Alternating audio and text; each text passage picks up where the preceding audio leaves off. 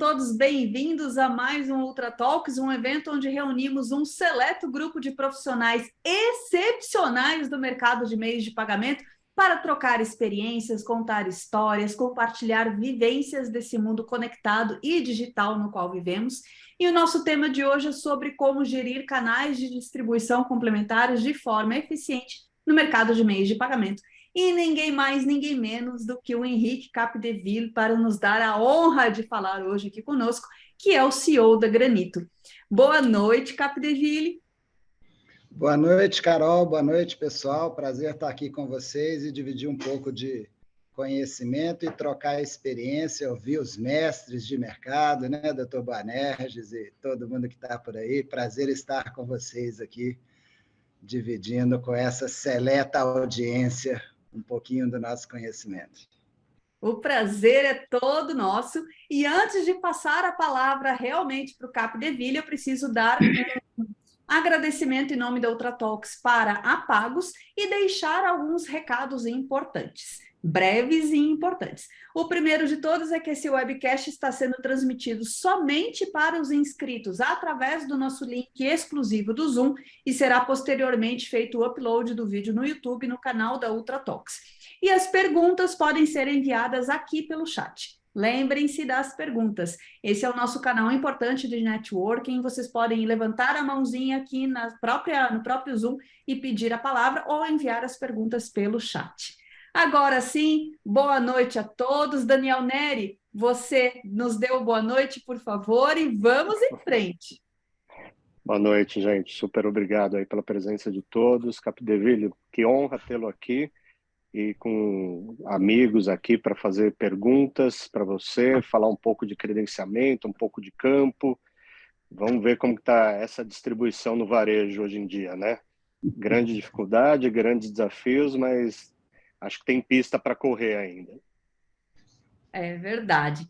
Capdeville, conta um pouquinho para a gente, primeiro de tudo, como você chegou hoje ao seu patamar, né? Você está hoje como CEO da Granito, mas a gente tem uma curiosidade enorme de saber como é que você entrou nesse mercado de meios de pagamentos. Foi uma coisa desde sempre, uma paixão desde sempre, ou foi um despertar que de repente aconteceu por um momento de vida que você viu, uma experiência que você vivenciou? Como é que aconteceu isso, essa tua entrada no mercado de bens de pagamentos?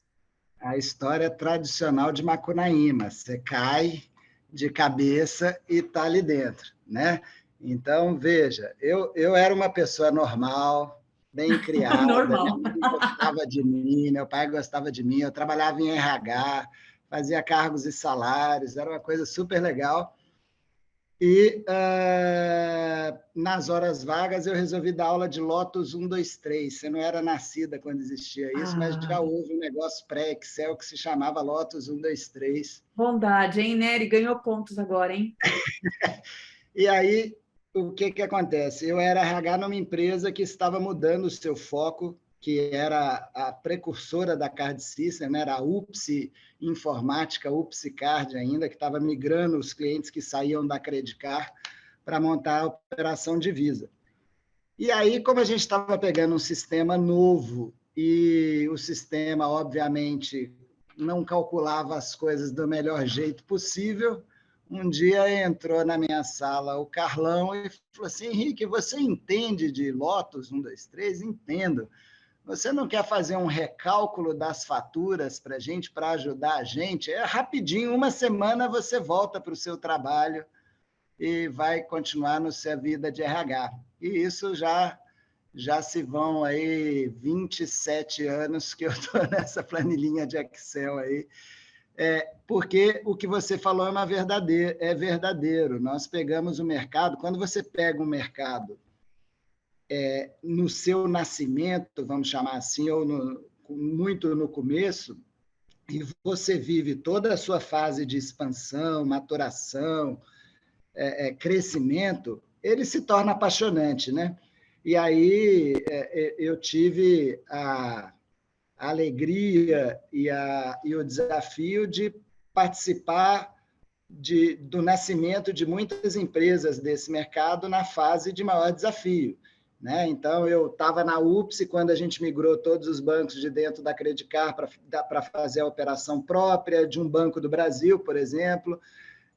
Saí dali, fui na montagem da Cielo, logo no primeiro mês de operação da Cielo.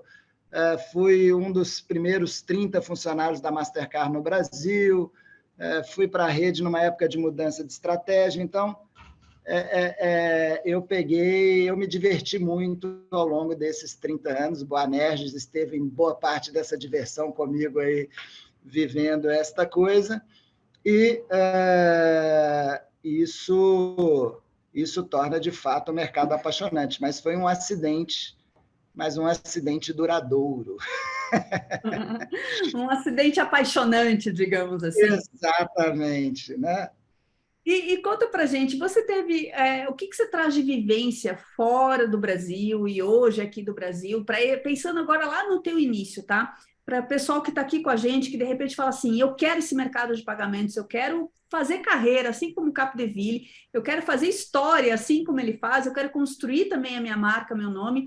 O que essa pessoa hoje precisa se atentar, tanto pensando no cenário externo quanto no cenário interno, né? Pensando dentro do Brasil. Olha, o mercado de meio de pagamentos ele tem algumas características que outros mercados nem sempre têm igual.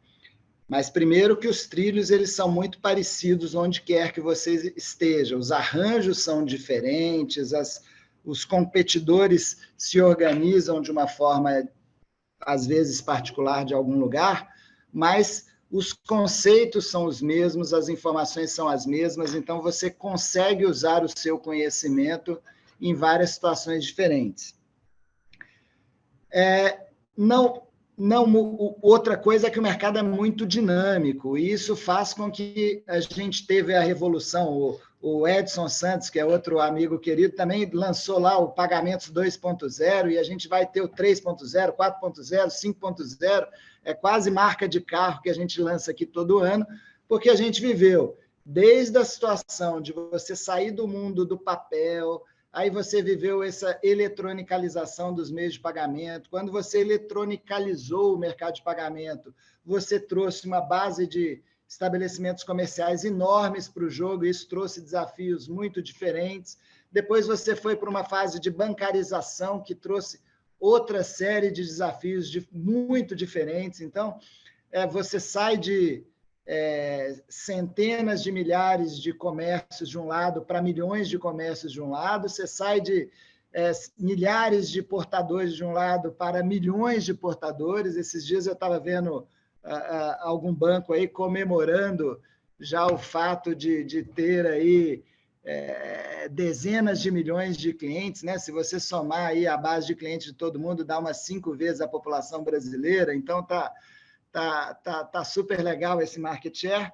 Mas e agora a gente está vivendo uma nova era, que é a digitalização dos meios de pagamento. Isso, por que ela é legal? Porque ele zera todo o paradigma, e toda vez que você zera o paradigma, é uma oportunidade nova para todo mundo que está ali vivendo aquele momento. Então, quem está começando nesse mercado e olha e fala assim, nossa, o Boanerges, o Henrique, o Ed já estão nesse mercado há tanto tempo, estamos, mas a gente veio do manual para o eletrônico e já estamos no digital. Você que está começando com o digital, você consegue subir mais outros degraus aí na história de meios de pagamento e construir uma nova fase onde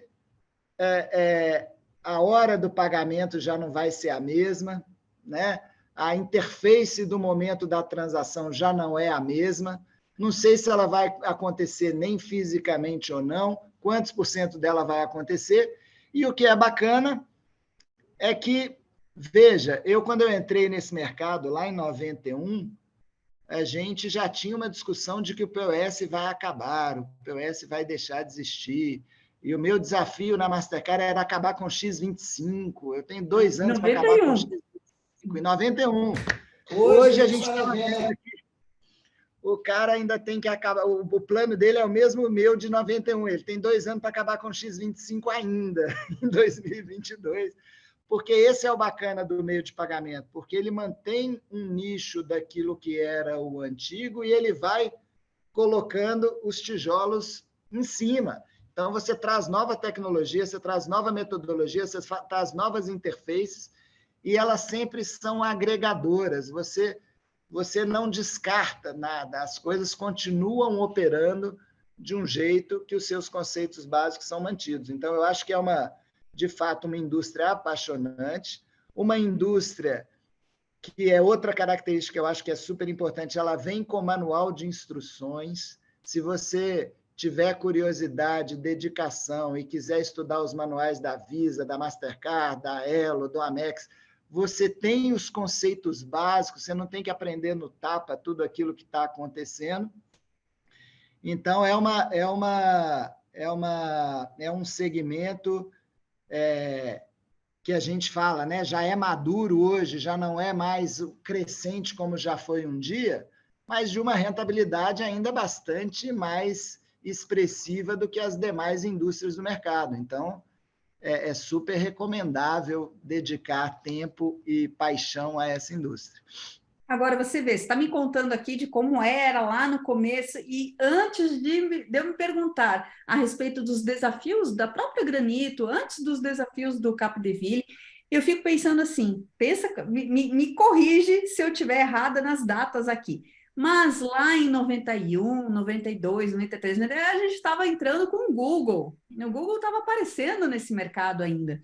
Então, você passou por toda a transição de um mercado ainda, entre aspas, um analógico, digamos assim, até para hoje o que ele é, em termos de parrudo, em termos de tamanho, em termos de movimentação, de tráfego de dados.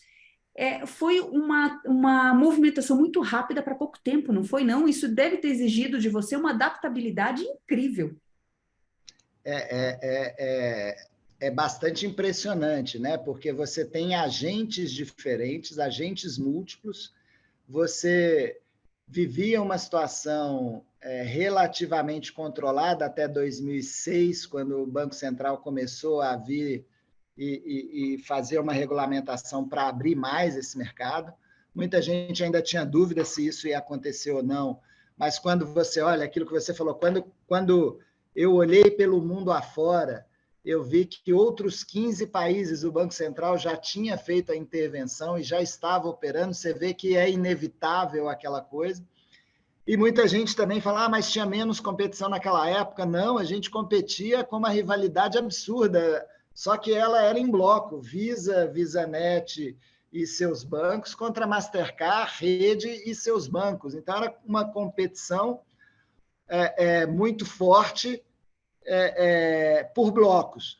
Ou seja, essa onda vai me pegar e é esse tubarão aí que vai chegar perto de mim, não tem muito o que correr. E o que eu acho que é muito rico é que quando você tem dois blocos competindo, você tem uma estratégia de um lado e uma estratégia do outro. Você ali, Grêmio e Inter, que precisam duelar ali.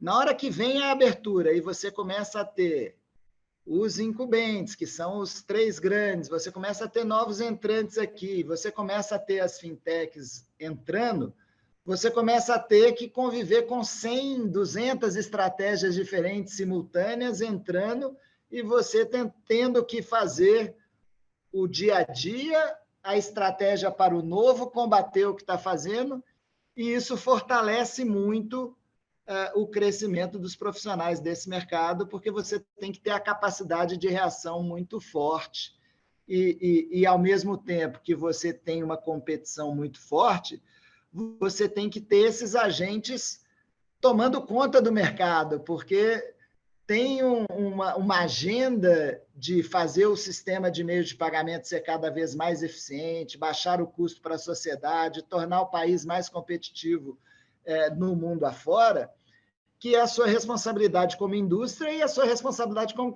consumidor, como competidor, vamos chamar assim. Então, equacionar. Opa! Acho que o Capdeville deu uma caída, daqui a pouquinho ele volta. Lembrem de colocar as perguntas de vocês aqui no chat. Se tiverem dúvidas e preferirem levantar a mão, podem colocar. E eu confesso que eu estou pensando já em perguntar para o Capdeville em relação à concorrência. temos alguns personagens desse mercado de meios de pagamento que gostam de mirar nos peixes grandes de mercado e outros que gostam de mirar nos menorzinhos, nos participantes menores. Quando a gente fala Oi, estou de volta. Ah, voltou? Oi, Capdeville, volta aqui para Apertei o dedo aqui, problema de dedo, vai. Não tem problema. Estava contando aqui para o pessoal, antecipando já uma curiosidade que eu fiquei a respeito desse número de participantes que você trouxe aqui. O que é melhor? É você pensar hoje, como CEO da Granito, em olhar para os grandes participantes desse mercado, que é o que você está contando aqui para a gente. São os blocos, tem Visa, tem Master, são os caras que já estão consolidados, com uma inteligência diferente, com um budget diferente, né? Com um conhecimento de mercado de outro patamar, ou é melhor se preocupar com as fintechs que surgem, a cada semana temos uma nova, que de repente vem com sangue no olho, sem se preocupar se faz sentido ou não, se ela está canibalizando os próprios resultados, o próprio mercado, se ela tem sustentabilidade nessa política que ela vem praticando. Hoje a gente encontra muita fintech que chega como um aventureiro, não necessariamente como um empreendedorismo. Né? Como você hoje enxerga os desafios da Granito, pensando assim, é melhor mirar naquele cara já grande ou é melhor me preocupar com esses pequenos que estão me incomodando aqui ou que de repente estão pisando no meu calcanhar? Aí entra na primeira questão, quando a gente começa a falar de distribuição mesmo, propriamente dito, né? Eu acho que esse mercado ele tem uma característica interessante que o torna diferente dos demais mercados, ou pelo menos da maioria dos mercados, que é, quando você vende, se num outro mercado eu engano um dono de bar e ele compra 2 grades da minha cerveja e ele depois descobre que a cerveja é ruim, eu já vendi, eu já recebi o dinheiro, já estou lá em casa e já estou com lucro, eu só preciso procurar outro bar, porque para ele eu não vou vender mais, mas eu vendo em outro bar, não tem problema. Tem muitos bares no Brasil para eu vender. No nosso caso, quando eu faço uma venda, na verdade, sou eu que gasto dinheiro. Eu vou lá, compro um POS, pego um executivo de venda, ele vai lá no cliente, eu gasto lá R$1.000, R$1.500 para pôr a máquina na sua loja. Se você não usar essa máquina porque você não gostou da cor, não gostou do que qualquer coisa que seja e você não usou, depois de 60 dias, 90 dias, eu tenho que ir lá buscar a máquina. Então, no final, quando eu vendi errado, eu gastei R$1.500, R$2.000 e ganhei 0. Então, veja,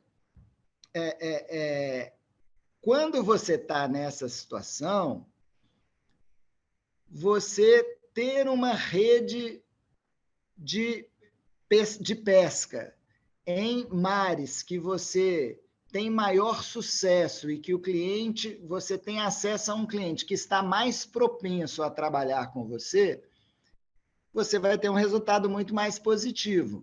Então, eu diria para você, a gente vê com bons olhos as fintechs, porque as fintechs elas me mostram o caminho da inovação, para onde eles estão indo, o que pode ser a atividade ou não, mas distribuição ainda é um item muito importante deste mercado para que ele consiga crescer indefinidamente. Então, o caminho da fintech, até a preocupação dela, no estágio que ela está, é muito mais viabilizar, aparecer e compor um grupo maior para depois distribuir em larga escala.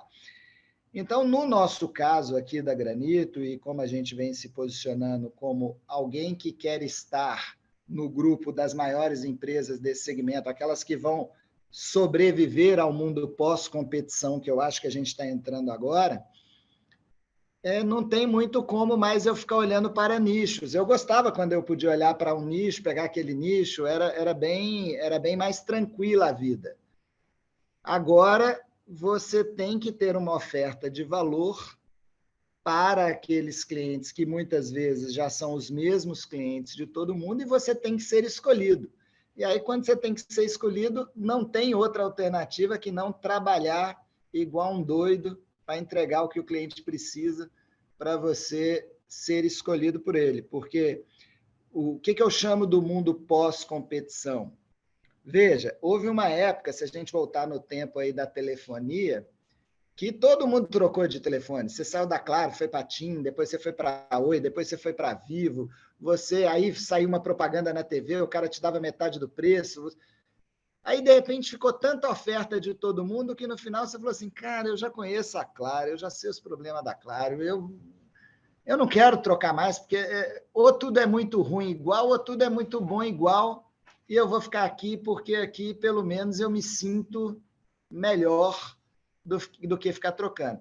A gente viveu um período da adquirência, do credenciamento, que você tinha margens muito altas, que todo mundo chegava, você visitava o cliente numa semana, na outra semana ia outro, cada um dando 20% de desconto, e o cliente muitas vezes ficava com 5 máquinas do balcão, ficava com todas, passava isso numa, isso noutra, isso noutra.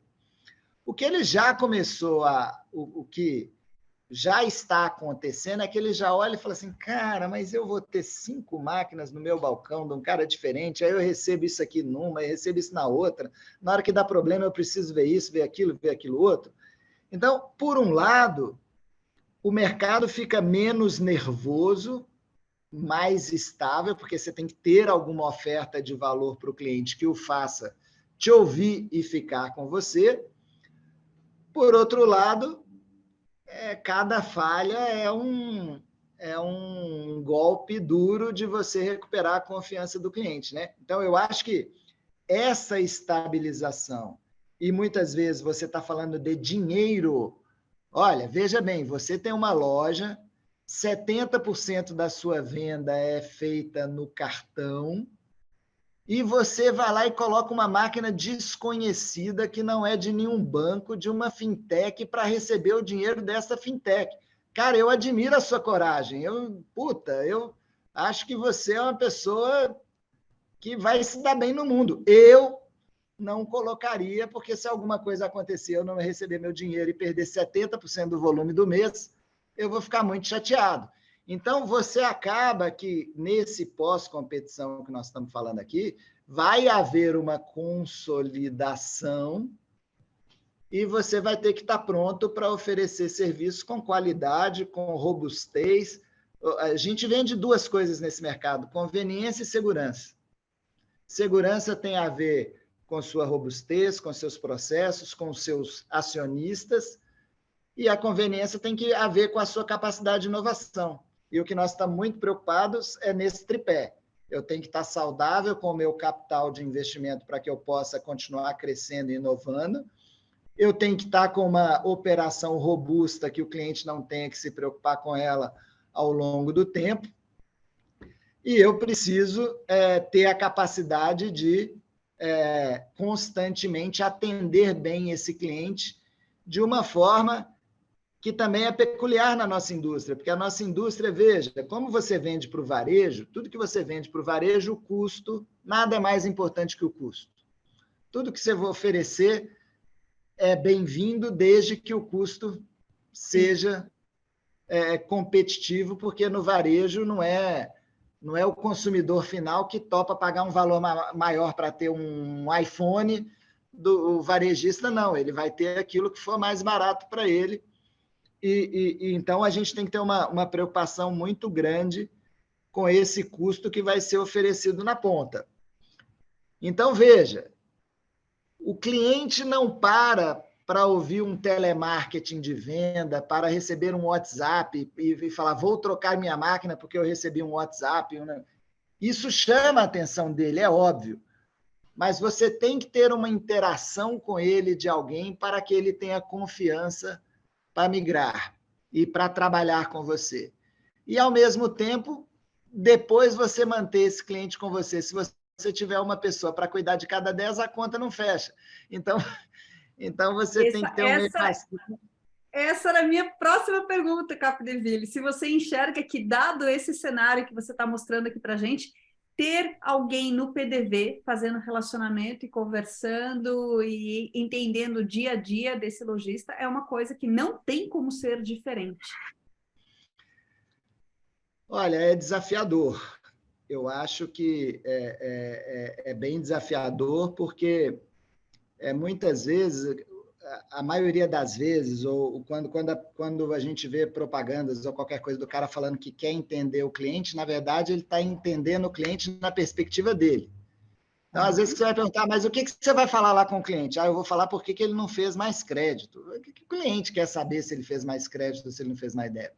Às vezes a gente olha e o cara fala assim, não, eu vou ver se o POS está funcionando, e se o POS não está funcionando, eu vou ligar para o cliente. Pô, eu já não estou vendendo nada, estou a semana inteira sem conseguir vender uma coisa, ainda vai me ligar o cara do adquirente para perguntar por que eu não estou vendendo. Já chega a minha mulher me perguntando isso. Pô, não some daqui, filho.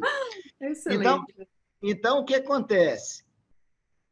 Entender o cliente e conseguir oferecer coisas que resolvam o problema dele efetivo e de uma forma que não aumente o custo da operação, isso, por exemplo, dá trabalho. Você conseguir fazer com que o cliente que você vai no pet shop todo mês e no final do mês ele emite uma conta para você. A gente ainda tem dificuldade de resolver esse problema. Você tem que ir lá passar o seu cartão para a transação acontecer.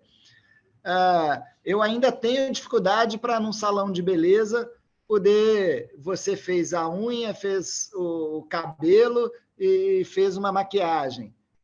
Eu tenho que cobrar de pessoas diferentes e gerar aquilo de forma diferente. Ainda é um desafio para o mercado fazer isso. Alguns fazem, outros não fazem, e nem sempre todos fazem do jeito direito. Então, ouvir o cliente dá trabalho, mas você não pode querer ouvir cada cliente, e se você for criar um personalité para o varejo, não vai dar certo, amiga. Você tem que fazer suas escolhas, fazer suas apostas, e um pouco aqui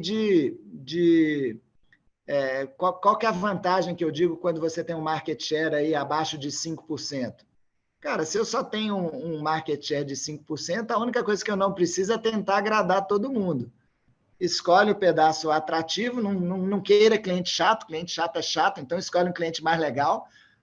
E isso, muitas vezes, também voltando a falar da distribuição, você tenta fazer a sua distribuição ser tão fácil e você dá tanto desconto para ele entrar que depois você fica refém dele o resto da sua vida inteira.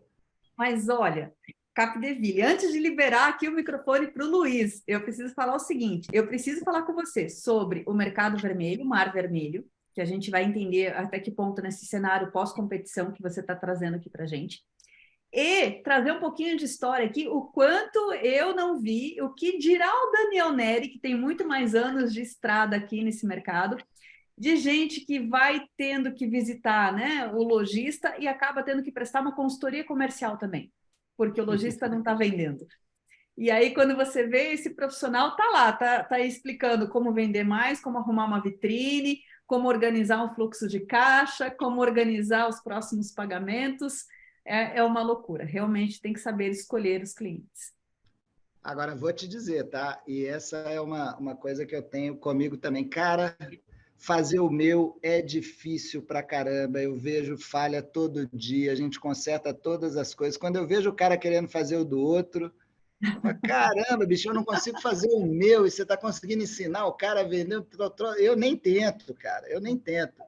Eu tenho uma questão aqui, é o seguinte: eu preciso fazer com que o cliente não precise se preocupar com o meio de pagamento. Eu tenho que dar a ele acesso a tudo com transparência, qualidade, que a coisa funcione.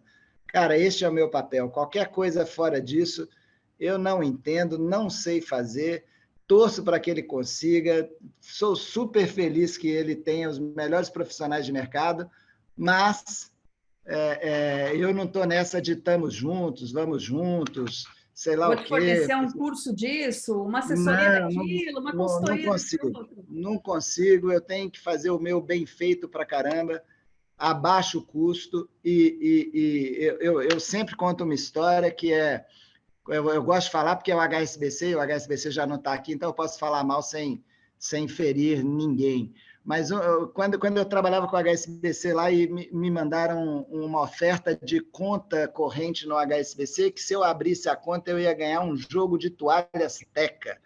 Eu falei, uau, cara, era o que estava faltando para eu abrir uma conta no HSBC, realmente era eu ganhar um jogo de toalhas Teca.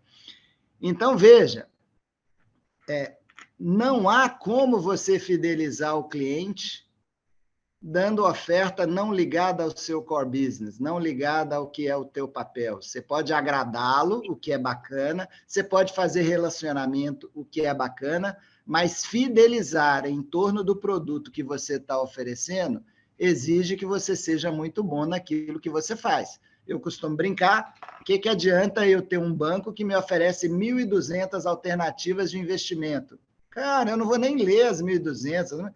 Eu quero ter um banco que me fala assim, cara, investe aqui, aqui é legal, vai por mim, dá certo e estamos embora. Só que o que acontece? O cara vai lá, pega no manual, olha como foi o mês passado e me recomenda. Aí, para fazer pior que eu, faço eu, entendeu? Aí a gente fala, né, Nery, chama a consultora de investimentos, fala.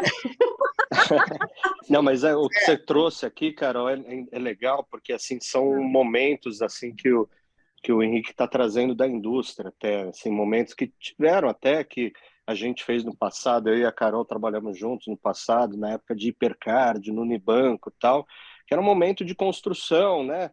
Que você ainda tinha esse período de ensinamento, porque você era um entrante do mercado, mas assim, eu vejo muito do que o Henrique está trazendo para a gente, que é uma indústria de volume. E se o cara não está querendo entender isso, meu amigo, você não é meu cliente. E com todo respeito, próximo, entendeu? Porque é volume que você tem que trazer hoje em dia. Vejo Faz muito isso. sentido, Henrique? Desculpa, de novo, não é uma estratégia fit all, né? Obviamente, se eu tivesse numa fintech aqui, olha, eu fui Rede, Cielo, BRB assinando com a Global, Pfizer, e em nenhuma delas eu tive a mesma estratégia, porque nenhuma delas é a mesma coisa. Então, eu estou falando na minha perspectiva de ser uma empresa que tem 1% de market share, cujos sócios têm 5% de market share e que, portanto, se eu fizer o básico bem feito, eu vou crescer 5 vezes nos próximos anos. Agora, se eu estou montando uma outra adquirente, fintech, baseada em uma solução de automação comercial, pode ser que a estratégia seja outra. Agora, Daniel, eu já passei da fase de querer estar certo, agora eu estou na fase de querer ser coerente.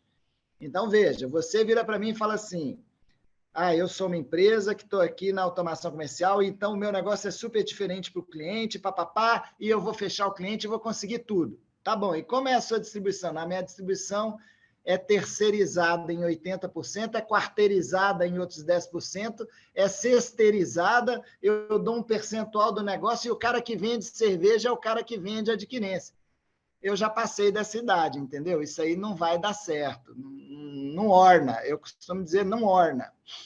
E mesmo que desse resultado, o trabalho para você fazer isso girar é tão alto que acaba justificando você investir teu tempo, energia, recursos em coisas mais rápidas e mais assertivas do que ficar tentando tirar o leite de pedra, não é isso? E o desafio é a adquirência, qualquer payback de qualquer cliente que você traga, ele está para mais de 20 meses de um lifetime que é menor do que 24 meses. Estranhamente, a coisa dá certo. Mas se você fizer a conta na ponta do lápis, não era para dar certo.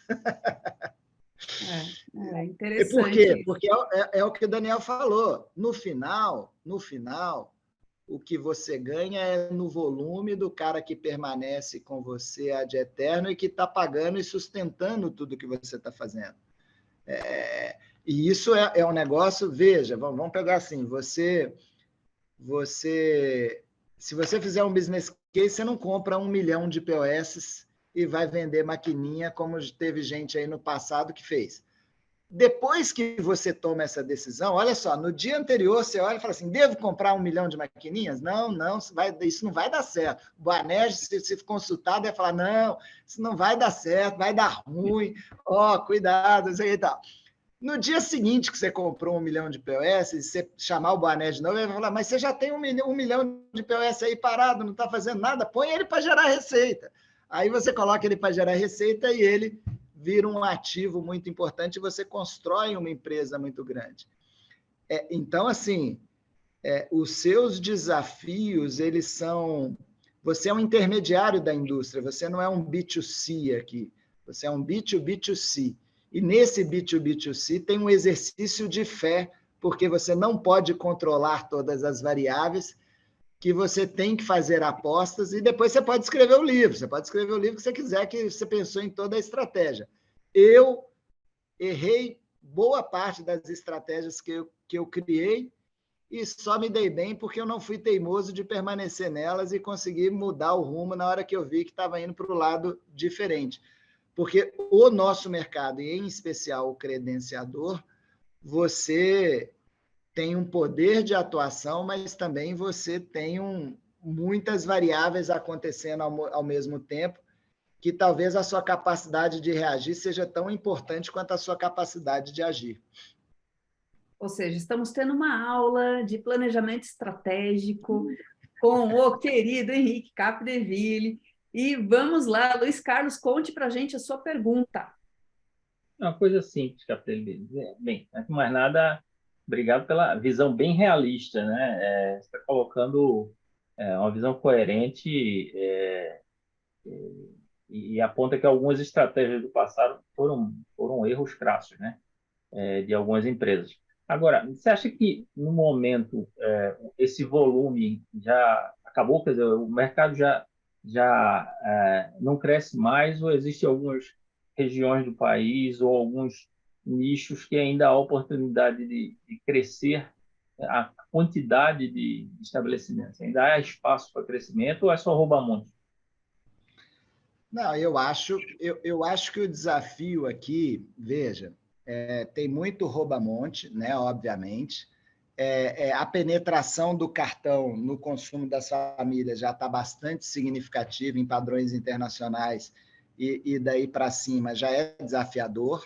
Agora, é uma indústria que cresce ainda 2 dígitos, depois de 30 anos crescendo 2 dígitos, ainda cresce 2 dígitos e vai continuar crescendo 2 dígitos. O que eu acho é que você precisa trabalhar alguns pilares desta indústria se você quiser continuar crescendo e não crescendo na base de gente pegando dinheiro de investidor para fechar a conta. Para você fechar a conta de forma sustentável, eu vou te dar um exemplo básico. Quando eu era gerente de intercâmbio da Cielo, lá aí já não era tão... Aí talvez, Carol, ó, já tô chegando mais perto do nascimento aí, ó. Nós estamos falando aqui mais ou menos lá pelo ano de 2000.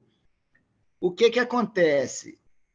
Tratar chargeback era uma coisa muito tranquila, porque eu estou falando de chargeback do Pão de Açúcar, eu estou falando de chargeback da Renner, eu estou falando de chargeback. Eu tinha até os caras mais perigosos, mas era a Varig, tem endereço, eu vou lá, encontro, sei quem é, tem a VASP, eu consigo manejar isso muito bem.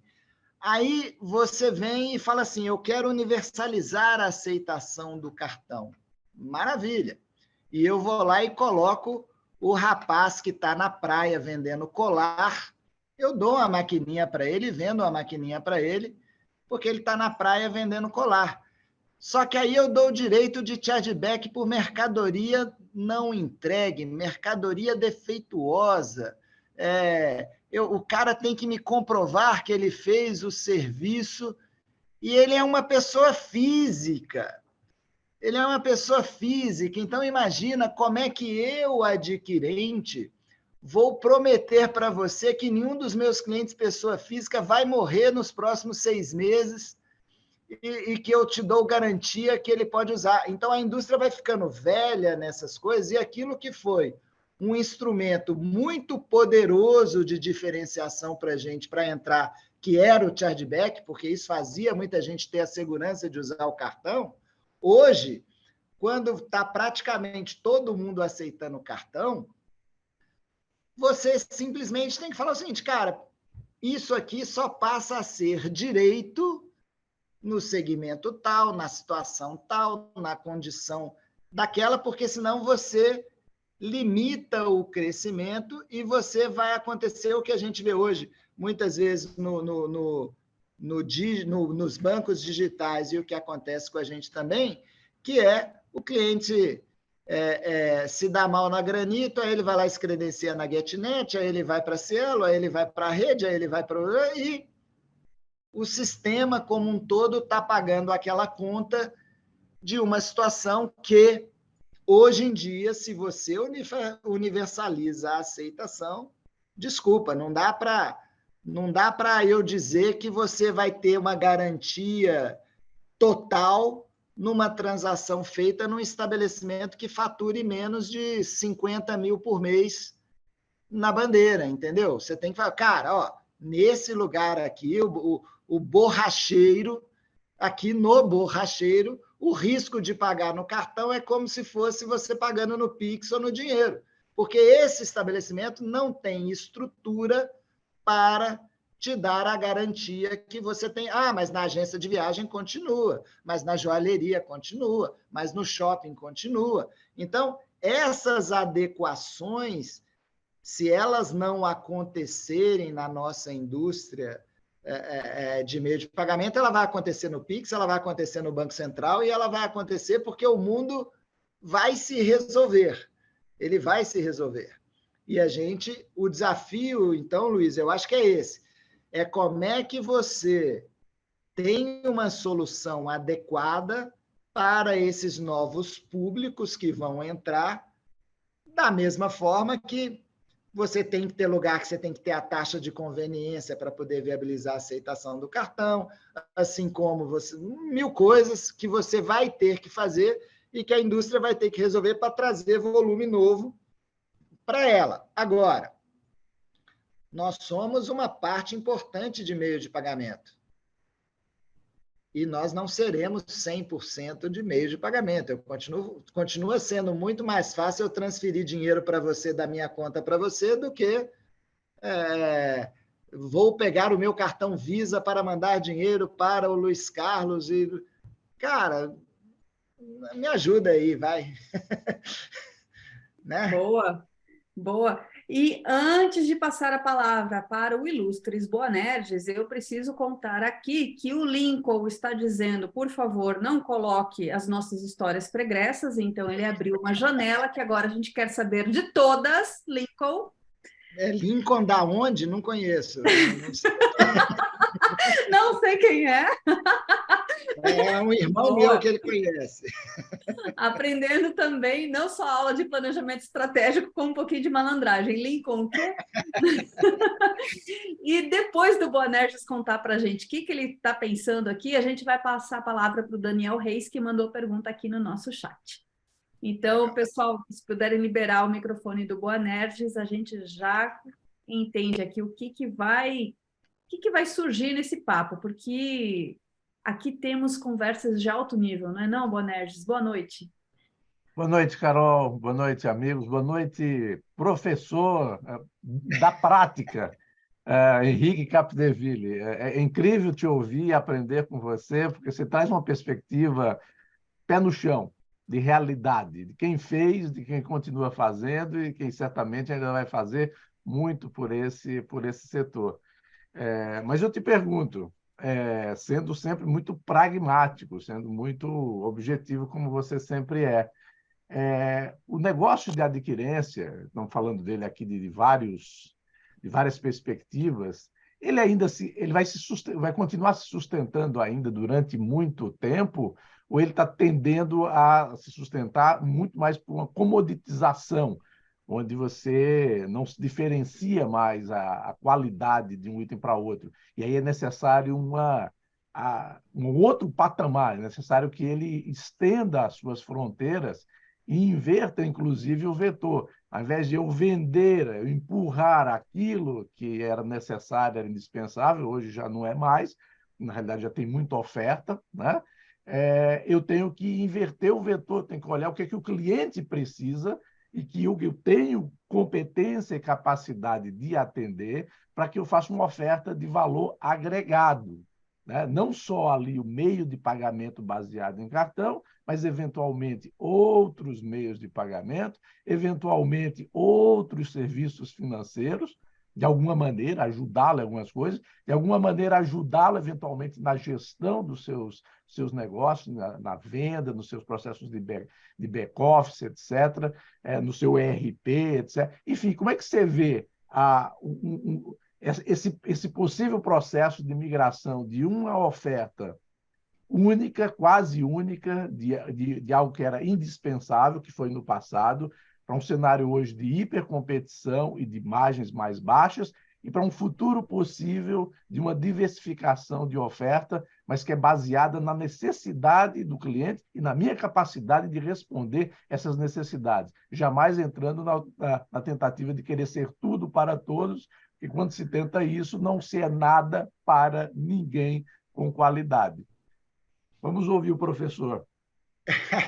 Também você quer o Buda aqui para te responder isso, né, meu? Só isso, só essa coisinha.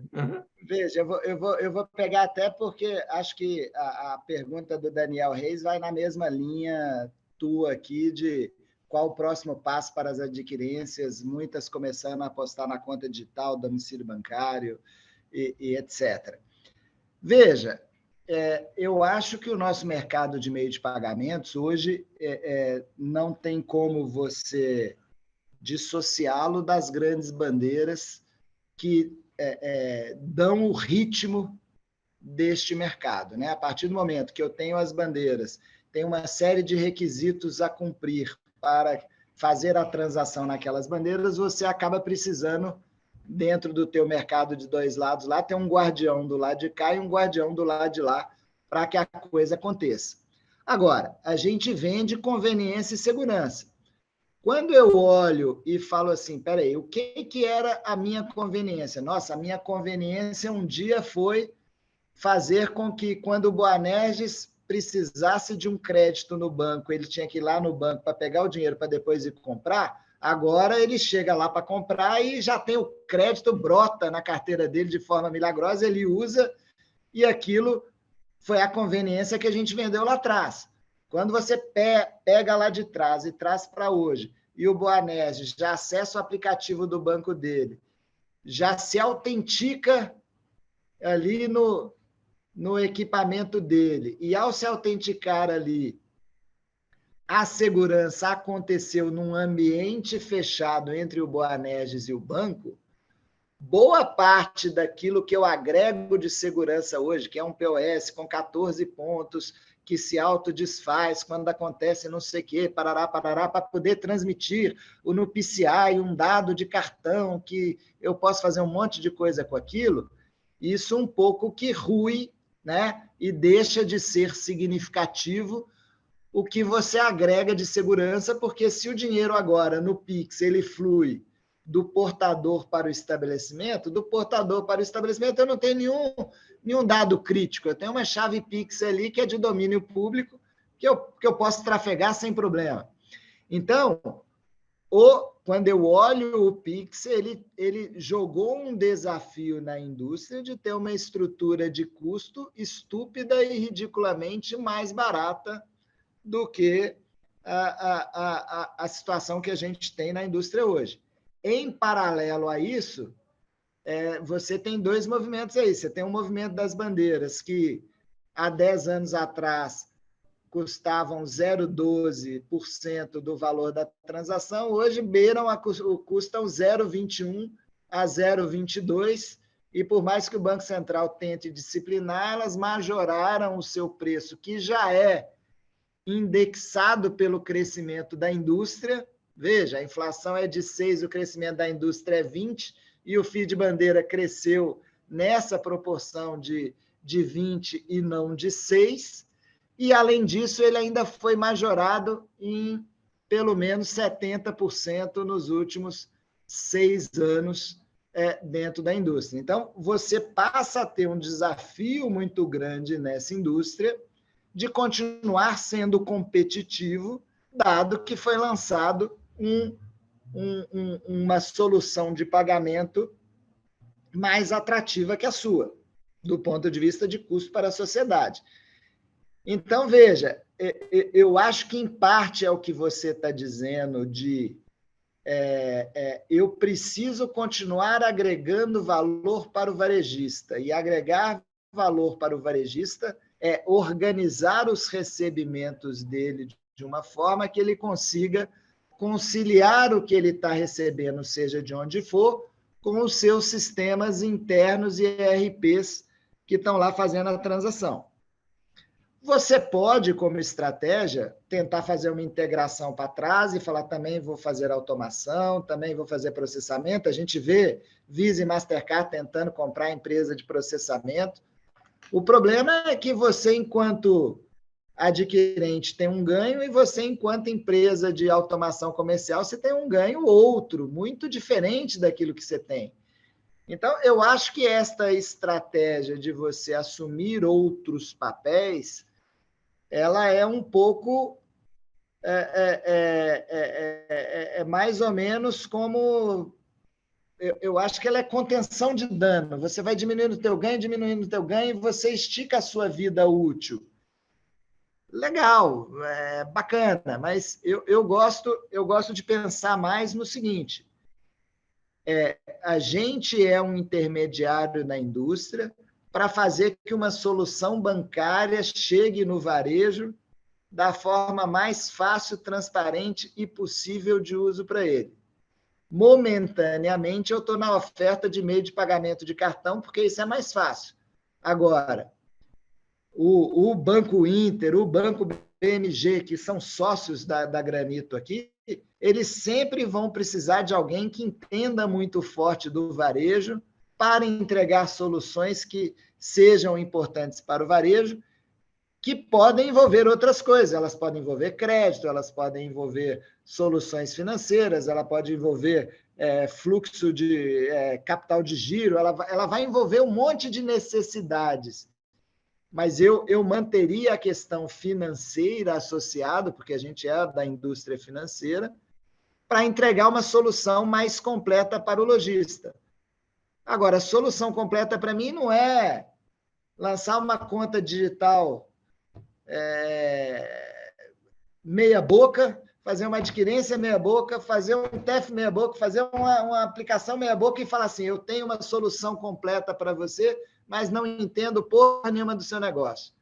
Cara, eu tenho que ser capaz de ter significância para aquele cara que escolheu o Banco Inter e que escolheu o Banco BMG para operar as suas finanças de tal forma, de uma forma diferente, que eu consiga responder com tecnologias que facilitem isso para o cliente desses dois bancos. E se eu fizer isso muito bem, o cliente do Banco do Brasil, o cliente do Bradesco, o cliente do Itaú, também vão querer usar a Granito, independente da relação desses caras com seus outros adquirentes, porque vai ser melhor para ele usar, mesmo que desintegrado a solução, porque eu ofereço um pedaço que ele gosta e o Itaú oferece um pedaço que ele gosta. Mas se você não partir de entender a dor desse cliente conhecido, que tem que estar com você e que você tem que ser a mesma solução para ele, eu acho que dificilmente você vai ter significância, a menos que você seja o Steve Jobs e consiga criar um iPhone todo ano, eu acho que vai ser difícil você dar solução de significado para ele. Você pode até vender, você pode pegar dinheiro do investidor, colocar lá, pôr um monte de área de venda para fazer, na força bruta você pode conquistar, mas é só uma questão de tempo para você perder. Não vejo solução fácil que não seja trabalhar para cacete, para você entregar valor para o cara, para ele ter significado naquilo que você está falando e topar pagar um preço por aquilo, porque de graça também não quero trabalhar, né? Agora, veja, uma vez eu tinha uma clínica veterinária com a minha esposa e o dono da automação comercial foi fazer uma pesquisa comigo. O que você mudaria no meu sistema? Aí eu listei lá umas 50 coisas para ele que eu mudaria no sistema dele para ficar melhor. Ele falou, puta, obrigado, maravilha. Eu falei, mas você não me perguntou uma coisa importante. Ele falou, o que é que eu não te perguntei? Você não me perguntou o que eu pagaria por essas mudanças aqui que você fizesse. E a minha resposta, eu não pagaria um puto a mais para você fazer tudo isso. Então, este é o nosso cliente. O nosso cliente, que é o varejista, ele quer tudo, é aquele cliente que vai voar na companhia aérea, reclama que o assento é muito próximo do outro, mas quando ele vai comprar, ele tem um assento de 50 centímetros de distância e um outro de 40, e um custa R$1 a menos que o outro, ele vai e compra o que é R$1 mais barato, mas quer que a empresa aérea dê um assento para ele de 70 centímetros de... Filho, não vai. Eu costumo dizer que qualidade não remunerada é custo. Então, de alguma forma, você tem que encontrar aquilo que o cliente queira pagar por aquilo, naquilo que você é bom. E, cara, eu concordo com você, Boanerges. Ser bom é difícil pra caramba, seja em banco, seja em credenciador, seja em varejo. É tudo muito difícil, cara. Então, assim, surgem muitas coisas ao mesmo tempo. Então, o meu trabalho aqui e eu acho que isso sempre vai existir, a necessidade do mundo financeiro entender bem o varejo para distribuir os seus produtos no varejo. Isso que eu quero fazer na Granito. Onde isso vai me levar, não faço a maior ideia, porque não me preocupa, eu vou fazendo de tempos em tempos e vou refinando isso aí, porque estratégia a gente faz a lápis, né? Excelente resposta, Capdeville, muito significativa, cheia de significados. Uhum. E eu confesso que eu fiquei pensando aqui, eu não quero terminar esse papo, eu sei que a gente está indo para o final, mas eu preciso muito te perguntar em relação aos custos, porque eu vejo que você tem essa preocupação muito grande, você falou uma frase agora que eu achei excepcional, que é o que é qualidade não percebida, para mim é custo. Simples assim, né? E como é que você enxerga, então, pensando agora nesse cenário pós-competição que você contou aqui, de acordo com a tua visão, já passamos por uma briga, por uma, né, aquela briga mesmo, mano a mano, em relação pelo cliente, mas como é que fica a briga de preço?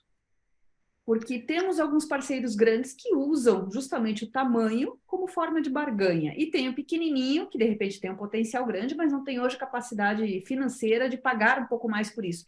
Como é que você enxerga esse posicionamento estratégico de onde é que eu vou? Veja, ninguém paga a conta grátis. Então, veja, a forma como eu olho meus custos, eles vão drivar aquilo que eu faço com eles. Então, vamos imaginar que eu seja um grande adquirente e tem aqui o processamento do pão de açúcar aqui dentro. E eu falo, nossa, eu quero ter muito pão de açúcar, porque eu divido, ele me ajuda a pagar o meu ganho de escala que estou aqui. Legal, e quanto você ganha com pão de açúcar? Não, eu perco R$300 mil por ano com pão de açúcar, mas eu componho o meu custo por transação, fica muito menor. Falei, tá bom. Se você tirar o pão de açúcar, quanto você reduz no seu custo que está aí dentro? Porque, assim, seu custo variável da transação, o custo variável da transação, ele é muito baixo. Ele é insignificante. O nosso problema não é custo de processamento, não é nada disso, não é nada. Agora, veja, se eu sou uma fintech que tenho 2.000 estabelecimentos, eu tenho um sistema que, se cair, eu peço desculpa e sigo a vida, né? Eu estou tranquilão lá.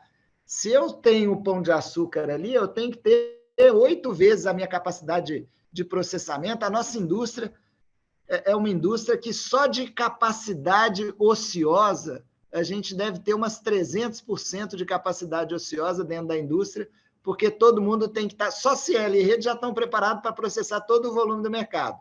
Então, só em duas você já tem 100% de ociosidade. Se você pegar todo o resto, que todo mundo tem o dobro da sua capacidade, você está falando que, no mínimo, todo o nosso universo de processamento é o dobro do custo do que deveria ser. Enquanto você cresce 2 dígitos, enquanto você tem a margem, enquanto tudo isso acontece, você consegue fazer isso. Agora, se você, o dia que chegar um CFO que quiser fazer a conta de verdade, para ver o quanto que reduz de fato, porque, veja, quando eu estava na Mastercard lá em muitos anos atrás, junto com a rede, a gente até falou o seguinte, vamos resolver o problema desses grandes caras, vamos colocar um MIP da Mastercard lá dentro do Carrefour, o Carrefour já entrega na Mastercard, rede, você continua cobrando o cara o valor igualzinho você cobra, com custo zero. Olha que beleza, não tem risco de falha, não tem problema, está tudo lá, o Carrefour entrega. Não, eu preciso fingir que eu tenho volume, porque aí o Carrefour está pagando a conta de todos os meus pequenos clientes para eu achar que eu tenho um custo por transação de 10 centavos e aí poder fazer um preço diluído. Então, você está pegando a escala daquele cara grande e dividindo para o seu preço médio para fingir que vai dar certo. Agora... Autoenganação, né? Está enganando a quem no final, né? Autoenganação, na minha opinião. Porque no final, esses clientes grandes, olha, nós trabalhamos com uma rede importante de restaurantes espalhado pelo Brasil todo, que o nível de exigência do cara, o meu instalador, ele tinha que tirar uma foto dos cantos do teto do restaurante para me provar que o Wi-Fi pegava em todos os pontos do restaurante para eu poder colocar aquela coisa. E quando o Wi-Fi do cara caía, eu ainda tinha que resolver o problema do Wi-Fi que era dele. Quer dizer, então, esses clientes muito grandes, se você colocar na ponta do lápis, ou a indústria reprecifica, ou vai ficar cheia de subsídio cruzado. Aí entra naquela coisa, não posso baixar o juro porque o parcelado sem juros, e não posso dar desconto porque não sei o quê. E volto a dizer, o mundo não é disciplinado. A mudança ela vai fazendo a contenção, vai fazendo a contenção, vai fazendo a contenção, e uma hora rompe e aquilo vai. Então, eu acho que o nosso desafio, enquanto profissionais da indústria, membros da BEX, membros das instituições aí de meio de pagamento, é como é que a gente desafia o nosso sistema a ser um sistema cada vez mais barato, óbvio que não usando a nossa margem para ser mais barato, buscando eficiência e produtividade para ser cada vez mais barato e mais rentável, que é o desafio de todo mundo. Mas, de novo, não é fácil, tem que trabalhar, tem que pensar muito, né? E discutir muito para conseguir fazer essas coisas todas. Capdeville, existe uma margem de segurança, uma linha de corte que você diga assim, até X% de todo o custo, de tudo isso que a gente está contando aqui em termos de valores mesmo, percebidos no bolso do fluxo de caixa da empresa, é seguro você entrar nessa briga de preço? Acima disso, prefiro perder o cliente porque não justifica, eu prefiro sair do jogo do que jogar dentro dessa regra. Olha, veja, isso depende do custo de cada um, obviamente dito, porque, veja, você tem muito custo fixo e você tem muito custo que vai ser do mesmo tamanho, independente de quantos clientes você tenha. Agora, uma coisa que eu não tenho dúvida, por exemplo, num cenário de cada vez mais competição, que, olha, eu tenho um custo de processamento aqui de 6 centavos por transação de processamento aqui. Eu vejo processadores grandes oferecendo no mercado isso a 10 centavos, 15 centavos por aí afora. E eu vejo o cara fazendo um subadquirente que vai ter um custo de processamento de 15 centavos no adquirente, vai ter mais um custo de processamento 40 centavos no subadquirente.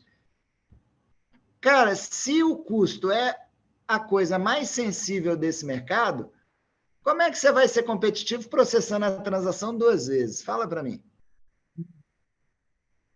Mas aí é um problema do cara que não sabe fazer conta ou, de repente, é uma pressão que ele sofre do mercado e acaba entrando no jogo? Não, eu acho que é é aquele negócio que você monta o seu negócio no momento que a rentabilidade da indústria é 1, e logo depois... Porque, veja, é muito inteligente você montar uma coisa e na subida você vender. Você vai ficar rico, né? Você comprou Bitcoin, o Bitcoin começou a crescer, você vendeu, o duro é você querer ficar com o Bitcoin como se o fosse uma ação da contraintuitivo, Petrobras, entendeu? Não, não é. Então, eu acho que e tem espaço, tem muito espaço para quem quer se aventurar, para quem quer se diferenciar, mas aí você vai, desnata o mercado e passa para frente, porque neste nicho que eu estou, nesse nicho não, nesse cluster que eu estou falando, dos 6 maiores, dos 10 maiores, o custo é a barreira de entrada. Então, você precisa estar muito bem posicionado para poder entregar. E aqui a gente tem uma dificuldade que o nosso preço também não é transparente. Essa é uma discussão grande com o Banco Central também, que começa nas bandeiras, né? Porque a bandeira te cobra o FII e te cobra mais para falar o que ela cobrou. Então, é um negócio divertido. Você tem um intercâmbio que você não tem controle sobre ele. Esses dias, Boanerges, eu vi um cartão Voucher Black. Caraca, como é que pode ser Voucher Black, cara? Me ajuda, vai. E aí, o que acontece? Você aqui na Granito mesmo, a gente precificou uma coisa no intercâmbio de 0,85, 6 meses depois esse intercâmbio está 1,10. Então, você não tem controle sobre o custo da sua matéria-prima. O custo da sua matéria-prima ele é variável no tempo. Então, essa margem de segurança que você quer, a margem de segurança é a qualidade do teu serviço e a confiança do cliente de que quando você vai lá aumentar o preço dele, ninguém vai conseguir fazer um preço melhor que aquele, porque você, a menos que o cara queira perder dinheiro, óbvio. Aí paciência. Mas eu tive vários clientes que a gente conversava e o cara falava, não, mas lá no não sei onde ele está me dando antecipação a preço zero, o MDR zero. Eu falei, então fica lá, arranca todo o dinheiro dele, na hora que ele parar de te dar isso, você vem e eu estarei aqui feliz para te oferecer serviço. Porque, de novo, quer dizer, eu não acho que cabe na indústria mais, e na época que crescia dava para ter os caras que viviam de PowerPoint, fingindo que estava fazendo produto e tudo mais. Cara, não dá mais, bicho, não dá mais. Agora é uma indústria madura, é uma indústria que cresce ainda de forma sustentável, mas você não vai ganhar sem trabalhar. A gente brincava lá atrás, quando era o monopólio, que se a gente trabalhasse, crescia 20, se a gente não fosse trabalhar, crescia 40. Agora não. Agora você tem que fazer o seu, se você quiser ter o seu espaço de mercado, porque tem muita gente boa, com estratégias muito diferentes, fazendo coisas muito criativas. E isso é outra coisa que eu já aprendi também, que, cara, se você tentar copiar o outro, você não vai entregar nada na tua vida, cara. Então, monta a tua estratégia, trava os dentes, vai para cima, corrige quando tiver errado, mas o que é passageiro pode te gerar muito atrito ao longo do seu dia e você perder tempo à toa. Essa história de vou pôr o pezinho no cliente, vou ser o POS backup, cara, não orna. Excelente, que papo riquíssimo, riquíssimo. Gilmar, vou colocar você para a última pergunta. Pense com muito carinho, porque dá dó de terminar esse assunto aqui. Você está bem, Gilmar? Está fechado o microfone ainda. Vamos pedir para o pessoal liberar. Oi, liberou. Fechou de novo. Não estamos te ouvindo, Gilmar. Enquanto o pessoal está ajudando aqui, vamos ver o que acontece ali com o Gilmar, mas Deu certo? Não deu certo. Sabe o que eu vou pedir, Gilmar? Para você escrever para a gente no chat, por favor. Tá bom? Depois você conta notícias para a gente de como estão as coisas por aí. Gilmar é um antigo colega nosso aí, ó, de quanto tempo, hein? Eu queria terminar, Capdeville, com uma grande questão aqui, que eu sei que, obviamente, a resposta não vai ser objetiva ou direta e reta, né? Porque a gente está falando justamente de planejamento estratégico lá para frente. Mas o Bom Dia deixa aqui a pergunta se os próximos passos da Granito envolvem trabalhar mais com marca white label, né? Uma marca do parceiro, ou mais na estratégia de crescimento na própria Granito. Interessante. Eu costumo dizer que no adquirência tudo é E, nada é ou, tudo é E. Vale a pena fazer muito marketing para vender, vale. Vale a pena pôr muito vendedor para vender, vale. Vale a pena pôr parceiro para fazer, vale. Agora, o que a gente tem procurado aqui é ser seletivo com aquele parceiro que sabe o que tem de bom, conhece bem a sua competência, vai focar naquela competência que ele tem e vai trazer valor. A gente tem, ao longo da minha jornada, sempre eu passei por caras que, no final, eles estão quarteirizando e tem uma rede de distribuição que é a mesma, que tem muita interseção no mercado com essas redes. Então, a gente tem procurado parceiros que tenham significado para o cliente e que tenham um motivo a mais para fidelizar o cliente. Então, ele tem uma solução tecnológica, ele tem uma necessidade de estar no cliente o tempo inteiro, ele agrega algum valor, ele está na cadeia de valor ou na cadeia de financiamento do cliente. Isso a gente gosta.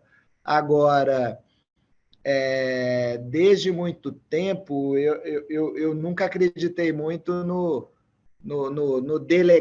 delargar, vamos chamar assim, né? Não vale a pena eu estar nessa região, então eu vou colocar uma franquia, alguém vai fazer a mágica daquilo funcionar. Não, cara, se não fecha o business case para mim, não fecha para ele, não fecha para ninguém. Então, você tem que encontrar uma solução que agrade todo mundo.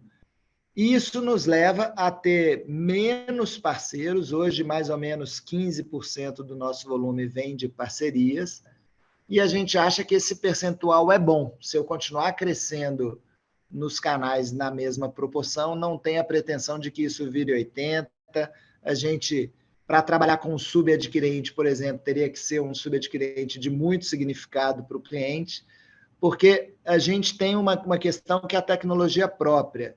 Então, eu posso até virar um processador para um cara que seja um subadquirente e queira me contratar como processamento, porque eu faria o processamento de adquirente e subadquirente junto. O que eu não acredito em ter 2 custos de processamento e ser competitivo na ponta. Eu acho que isso não fecha, porque, veja, nós temos uma compressão muito grande do MDR nas margens, mas a gente ainda nem começou a sofrer na antecipação. E a antecipação ainda vai ficar estupidamente mais competitiva do que ela é hoje, porque esse business é um business de capital intensivo e de preço para o varejista. Então, na hora que entrar e que você tiver um take rate da antecipação aí similar ao que nós temos de MDR aí nós vamos separar os homens dos meninos, porque aí você vai ver. Hoje a antecipação traz 90 da receita e 10 do custo. O processamento traz 10 da receita e 90 do custo. Na hora que esses 90 virarem 20, você vai ter que pular para poder conseguir entregar o que você está falando. Ou seja, pessoal, agora só os fortes continuam. Se tivemos momentos aqui que eu gostaria muito de ter vivido esse, inclusive, como é que é? Cresço 2 dígitos se eu trabalhar, e cresço 20% se eu trabalhar, cresço 40% se eu não trabalhar. Poxa vida, essas coisas eu não pego. Como é que pode? Bons tempos que não voltam mais. Pois é, que coisa. Mas, em nome da Ultratalks, eu agradeço muito a sua presença, Capdeville, a participação de todos aqui com a gente. Foi uma aula de planejamento estratégico, de canais de distribuição, de vendas, de conveniência e segurança. Marcou muito para mim esses dois pontos que você fala muito. A gente tem que prestar a conveniência para o nosso cliente, fornecer a segurança, vida real, e esse material estará no YouTube da Ultratalks. O Capdeville deixou algumas indicações de livros, de estudos, que você pode acessar. Está no nosso chat, lá no comecinho. Eu vou pedir para o pessoal do Ultratalks, muito gentilmente, se puder, colocar aqui de novo para a gente, nas mensagens mais recentes, quais são as indicações do Capdeville, excelentes indicações. O que mais? O pessoal te encontra onde? Você prefere ter contato, quem quiser contar com você, falar, apresentar uma proposta, fazer uma oportunidade de parceria, entre em contato por qual canal? Eu vou escrever aqui no chat também, que fica aí para vocês. Ó, o e-mail. henrique.capdeville@granitopagamentos.com.br. WhatsApp, Insta, ótimo, excelente. E, gente, eu deixo o agradecimento em nome também da Pagos, que apoia o Ultratalks, a Associação de Gestão de Meios de Pagamentos Eletrônicos, e um agradecimento especial a todos vocês que estiveram aqui conosco, e espero ver todos em breve no nosso próximo encontro. Desejo a todos uma boa noite. Daniel Neri, deixa o recado final para você aqui, e o Capdeville, claro, pode dar boa noite para o pessoal. Só falar antes do Daniel aí, Gilmar, qualquer coisa me manda por WhatsApp aí o que você não conseguiu perguntar e a gente se fala, tá bom, amigo? Valeu, Henrique. Obrigado, Gilmar. Obrigado. Depois a gente fala todo mundo junto aqui. Henrique, acho que eu falo isso algumas vezes, mas aqui é muito minha praia, assim, essa parte de credenciamento, de adquirência, de subadquirentes, que eu estou inserido nesse negócio há quase 20 anos, e a gente vai precisar conversar mais vezes, porque isso aqui abriu precedente de verdade para a gente falar mais sobre esse tema, viu? Super obrigado, você foi, assim, tiro na jugular, sem papas na língua, adorei, foi muito bom mesmo, super obrigado. Eu que agradeço a oportunidade e estou à disposição de vocês, tá bom? Valeu, gente. Um abraço para todos, boa noite. Tchau, tchau. Um abraço a todos, boa noite, até mais.